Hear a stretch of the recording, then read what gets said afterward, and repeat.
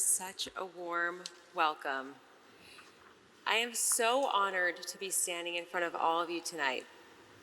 I was anxious as I pondered what message I wanted to convey. Talking publicly and openly about my body and its flaws is discomforting. I feel vulnerable, especially when many women who see this, and people on social media who see this, won't know what endometriosis is or believe that something could wreak such havoc on a person. But then I realize that's exactly why I have to talk about it. My discomfort and vulnerability is inconsequential compared to the millions around the world who suffer in silence and feel completely hopeless, just as I once did. We endo warriors must support each other, and it's critical for everyone who can potentially help us to know how much we need them. My symptoms started when I was 15. Though relatively mild for several years, they became significantly more intense when I hit my 20s. I got through my cycle days by crying, usually in solitude, and extremely embarrassed of my symptoms. When the pain peaked in my mid-20s, I dove deep into my research, determined to diagnose myself. And I did, but I didn't get there alone. I learned all about endometriosis from countless endo warriors, brave enough to share their stories with total strangers like me on Reddit, Instagram, YouTube, and several other platforms. The isolation and hopelessness went away when I felt this connection. Not only did I feel less alone, but I felt the confidence to finally fight for my health and no longer take no for an answer. More than a dozen physicians repeatedly told me that my ultrasounds looked normal, to just take pain medicine, to get more rest, or that my period symptoms were typical for a woman, making me feel like a true drama queen. This attitude toward me persisted for years, to the point that I began to question my own sanity. Imagine waking up tomorrow morning, feeling inexplicable pain that worsens, and the cause won't be diagnosed until 2033. The average wait time for a diagnosis of endometriosis is 10 years.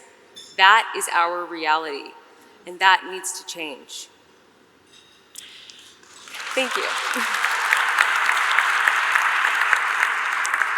I'll never forget, while visiting my boyfriend Christian one weekend in North Carolina, I felt stabbing pains in my lower back, worse than ever before.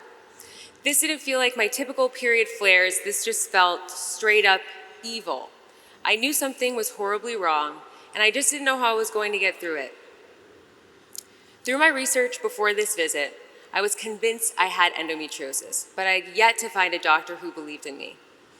Christian immediately drove me to the emergency room and then took it upon himself to call his NFL team physician, like the NFL, that's who I had to go to, who referred me to Dr. Villasegar, and that was the beginning of my journey to discovering I have rectovaginal endometriosis.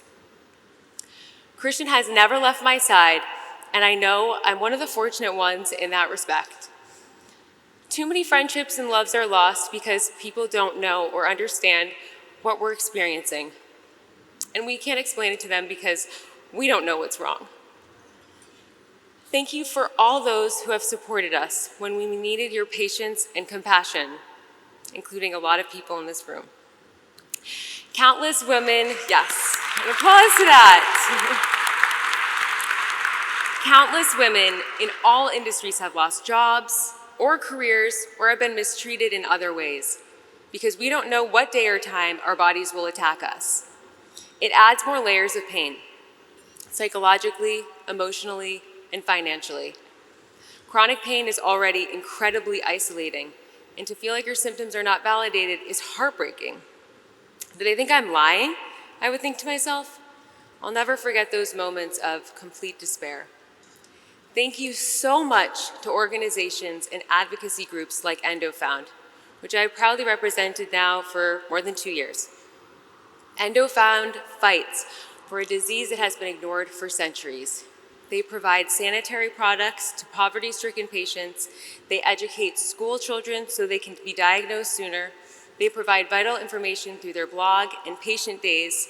I am so grateful to everyone at EndoFound for what you have done for me and thousands of others.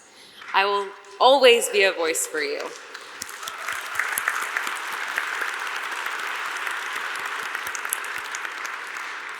Tonight is a continuation of my endometriosis journey, but it's also a beginning for me.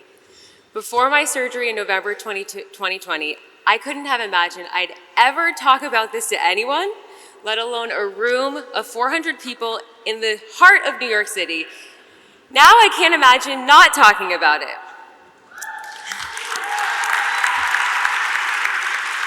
Thank you. To those who don't have endometriosis, but you know someone who does, please never stop loving them and fighting for them. And to those who have it, or one day will have it, you have my word that I will always have your back, just as those who came before me continue to have mine. Thank you so much.